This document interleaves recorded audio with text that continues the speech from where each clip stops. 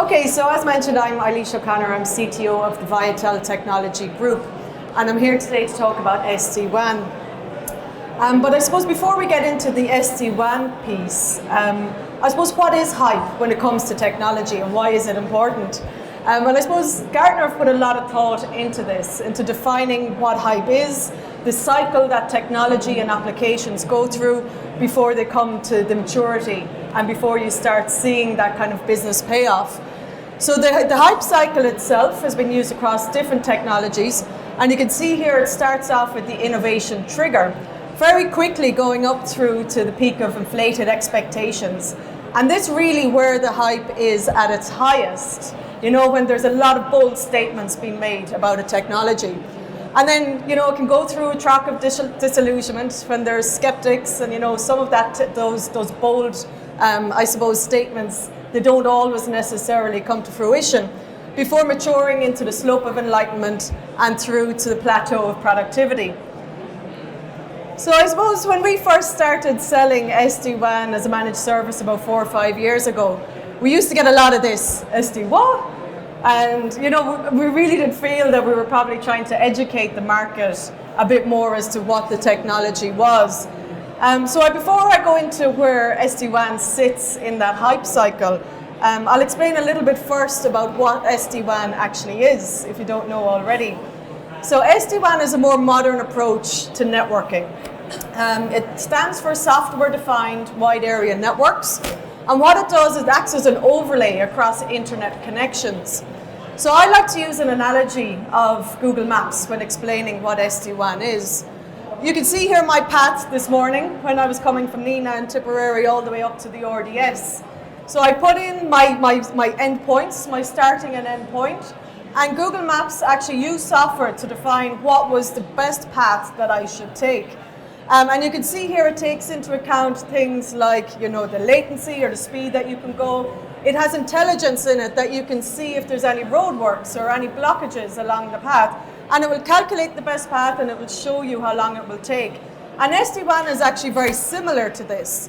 The road networks across Ireland, you could almost identify them as the internet connections themselves. And then that path is that secure tunnel that SD-WAN creates between multiple sites, or even between your sites and your cloud instances. So this is pretty much SD-WAN itself. And because it's software defined, it's much more flexible and you get much more insights than hard-coded networks. So I suppose where is SD-WAN now? Well, you can imagine by all of those SD-WAN that we used to get, back 4 or 5 years ago, SD-WAN was probably somewhere up there on the peak of the bold statements and I suppose the peak of expectations, but also kind of halfway down to the track of disillusionment. On one side, you had a lot of, you know, the evangelists, ourselves included, talking about the benefits of SD-WAN, and on the other side, you had a lot of traditionalists and incumbents that weren't so pro SD-WAN. But I think it's safe to say that after 4 years, SD-WAN has moved along nicely in the maturity model that Gartner has defined. And this was actually from 2021, so if we were to look at 2022, you'll see that SD-WAN has even moved on further still. And even those people that were on the kind of disillusionment side of the argument back 4 years ago, they now also have their own SD-WAN offerings. And what we've noticed is that we're no longer going out and trying to educate the market and telling people that they need an SD-WAN offering. They're actually coming to us and requesting proposals and design and solutions and so on from an SD-WAN perspective. So how did SD-WAN go from, you know, that kind of peak of inflated expectations through to the maturity that it has today? And I suppose the world has changed an awful lot. And in the last 2 years, 2.5 years, COVID has really accelerated that. However, that change was already happening. If we're to take a step back and actually look at, I suppose, traditional networks and historic traffic flows, you will see that about 5 years ago, the internal traffic accounted for about 80% of all corporate traffic, and only about 20% would actually go out to the internet. And the reason for that, I suppose, in the design of the networks, it was all very centralized, because you have your HQ, and connecting all your branches to your HQ, you have your branches connected through MPLS, You had your remote workers and your mobile workers connecting through VPNs, which there was obviously a lot less of back then as well. And then the majority of applications sat on-prem in your comms room or in a private data center. So very little internet traffic actually left the corporation, and as a result, the internet connections and the firewalls didn't need to be so big. However, everything started flipping on its head about 5 years ago. You know, Microsoft moved everything to Office 365. You had really an emergence of SaaS applications hosted somewhere that was outside of the corporate network. So all of a sudden, the internet traffic flows completely flipped. And now for most organizations, 80% of your traffic is external and it leaves to go to the internet, and only about 20% is now left as internal. So these traditional models or these traditional designs of networks, they just don't work in most situations anymore. Because you can see here the performance is really impacted. You have these bottlenecks on those internet connections, and you either have to invest really heavily in much chunkier internet connections and firewalls, or you change the model. And I suppose that's what's happened over the last few years, and in particular with SD-WAN, is that transformation of the network models. We've now moved from a DC-centric approach to a more internet and cloud-centric. You know, when we go to see our customers and we ask them, where are their applications? Let me see your comms room. There's nothing left there anymore, but cobwebs and maybe a few switches. But everything is now in the cloud. So the cloud and the internet are now the center of the universe when you're talking about your corporate network. So I suppose, what is the hype? Hype can sometimes have a negative, I suppose, connotation. Like I said, people say a lot of things. Some of it is inflated. Some of it has proven to be true. So I did a quick Google search and looked at what are the most used terms from the vendors, from the service providers, and even from the customers themselves from SD-WAN. And this is what I came up with. And being honest, we've used these phrases ourselves, and we still do. But I suppose after 4 or 5 years of experience, we've realized what actually is true and what is actually most important. So I've color-coded these to kind of help. So the red ones, I would say, are definitely hype. Not in all cases, but in a lot of cases, they are hype, and they're not necessarily the case. The blue, I've put down as not of highest priority, but in fact, I suppose thinking about it, these are probably things that people take for granted. So when they're looking at a solution, they don't necessarily appear in their highest priority because they just expect them to be there. And then the green is what really matters. So when people are going through a network transformation and are looking to the market, these are what really counts. These are the objectives that they're trying to get. So if we start with the red, you know, up at the very top, we have this improved application performance.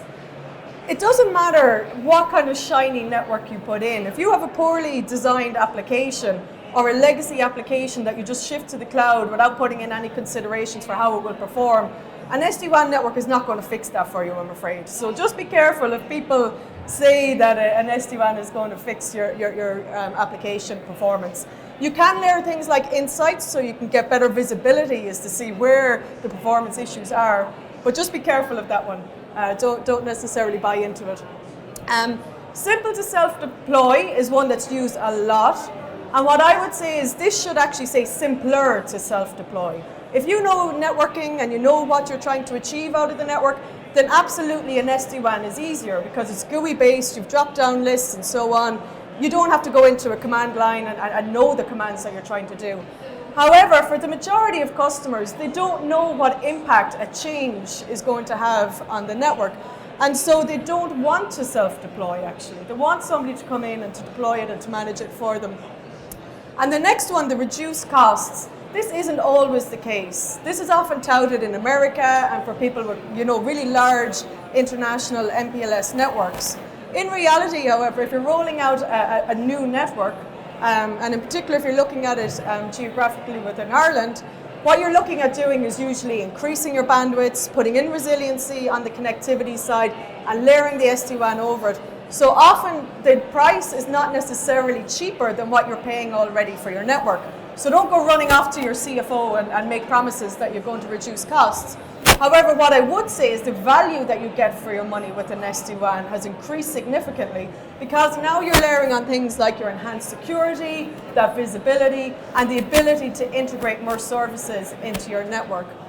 And then the last one there is really the greater choice of connection providers. Again, this is true, but it has turned out that a lot of people that don't necessarily want to have diversity of carriers. They want diversity of connections, all right, maybe one fiber, one microwave radio. However, they just want that one phone call to make. They don't want finger pointing between the carriers if something goes wrong. I'm not going to go through the blue ones because, as I said, people kind of take those for granted. But the green ones are really the drivers, the decision drivers that people are making. So cloud adoption is a huge thing. As I mentioned, the cloud and the internet is now the center of your corporate network. So you need a network that is actually built in and provides the security while you're traversing to your applications in the cloud. The central management is obviously important as well because it just means that it's easier to manage and you have more visibility. But I say one of the biggest drivers for some of our earliest adopters of SD-WAN is this one, the smooth and fast deployment. We've seen huge, I suppose, disruption in the Irish market across all different, I suppose, markets. And there's been an awful lot of, acquisitions, an awful lot of growth over the last few years. And often what happens during these acquisitions, the IT manager comes to us and says that they're the last person to know that we've just acquired a new filling station or a new GP practice or a new X. And all of a sudden they have to bring that on net very, very quickly. And that's a stressful thing for any IT manager. But I would say with an SD-WAN deployment, you can roll it out and bring a site on net with that same security standard as you have across your corporate network much quicker than traditional MPLS and WAN networks. And I suppose enhanced security is just something that everybody wants and everybody needs right now. I don't think we need to explain that one too much. So I've spoken a little bit about some customers, and I just want to go into kind of some of those outcomes that were facilitated, or at least helped to enable, or were helped enabled by having an SD-WAN and a modern network. So if we were to look at the health industry, so we've assisted with the continuous and rapid rollout of consolidated GP practices across the country, and with a standard technology offering. So every time a new GP practice is brought on stream, it's the same template that we use to bring the technology in. And it just means that there's more digital services now being offered to those patients, to hundreds of thousands of them across the country. In the credit union space, there's been huge changes and disruption here. I mean, what we're seeing is those standalone credit unions. They don't really exist anymore. If they do, in another few years, they might not. Because the central bank is putting the same regulations on credit unions as they are to the big banks. So they need to connect and they need to amalgamate to make that work for them. And as a result, you have these groups of credit unions now coming together, and they need that secure and modern network that's connecting them. And in particular, what you will notice is that all the credit unions are now like mini banks. They're modernizing their financial services, and they need the support of their network to do that. In the recruitment and outsourcing space, the SD-WAN network that we rolled out actually helped with the rapid, spin-up of contact tracing. So the HSE needed to outsource and to recruit people very, very quickly in response to COVID. And they needed them to be connected through telephony and through networks. And then in the retail and the health and well-being space, in the pharmacy space, it's a very similar challenge that these guys are going through. And again, a lot of it has been accelerated by COVID. So you will see nearly all retail and pharmacies and so on across the country, they now all have to process more digital and contactless payments. So if something goes down, if their network goes down, they lose money. And this is really critical, especially at certain times of the year. There's also a huge shift towards protecting that customer and that patient data. It becomes incredibly important. So where is it all going? So we can see SD-WAN here, and it's floating off nicely into the plateau of productivity. It sounds very nice. But you can see here, it is becoming the de facto, the mainstream technology when it comes to WAN. But it also has become part of another conversation. So Gartner, I suppose, coined this phrase SASE a number of years ago, and it stands for Secure Access Service Edge. So SASE, I suppose, it's an umbrella term. It's an architecture. It's not a single technology, but it brings a number of technologies together to try to provide those, I suppose, lines of defense for organizations. And it is up there in the track of disillusion, or sorry, in the peak of expectation. So there's still a lot being said about SASE, and it is a moving feast, I would say. So it's maturing as it goes along. But I suppose what is SASE? And it actually includes a number of technologies, and SD-WAN is at the core of it. So that's your fabric connecting physically your different sites. However, it does include a lot of integrated services, such as your Zero Trust, your CASB, things like Firewall as a service, in particular for your remote workers, and your secure web gateway. And it's generally delivered as a flexible consumption model. So you'll see that it's charged per user, per device, and so on. But what does it look like in real life? Well, it can have different forms. As I said, there's different products that you plug into your reference architecture. And this is just one example of a customer deployment. So you can see here the SD-WAN fabric at the bottom. And this is generally where people will start, is with that fabric, connecting your users and your branches and your offices to the private cloud and the internet and so on. And then sitting on top of that, you can layer on things like Duo. Duo started life as multi-factor authentication, and it has evolved. So really what it does is it makes sure that the people who are connecting to your applications are who they say they are. So it's all again about this trust in the people that you're connecting to your applications. And it has also evolved to include things like device health and so on, to make sure that only healthy devices can connect. And then sitting on top of that, you have products such as Umbrella, which again started life out as Open DNS. So it looks at that DNS security, make sure that the internet connections that you make are secure, but also act as a layer 7 firewall, as a web gateway, and so on for that cloud on-ramp and for securing your remote workers. So when should you consider moving to SD-WAN? Well, I would say right now. We have a stand down below if you want to talk to anybody. But in general, if you're looking at a network refresh, then that's your time to consider it. I'm not saying that SD-WAN will be a fit in every single circumstance, but it should be at least part of your consideration when you're looking at improving your network. And there's other challenges or I suppose, business objectives that also drive that decision, whether it's a change in operations, and I've touched upon it already with massive growth and acquisitions and that speed of operations. Also focused on security. If you're moving to the cloud or have moved to the cloud and now looking for a better way of doing things. And also things like business continuity will come into that as well. If you do want to learn more, as I mentioned, we have colleagues here at stand 1 and 2, just as you come in the front door. They're more than happy to sign you up for an SD-WAN test drive.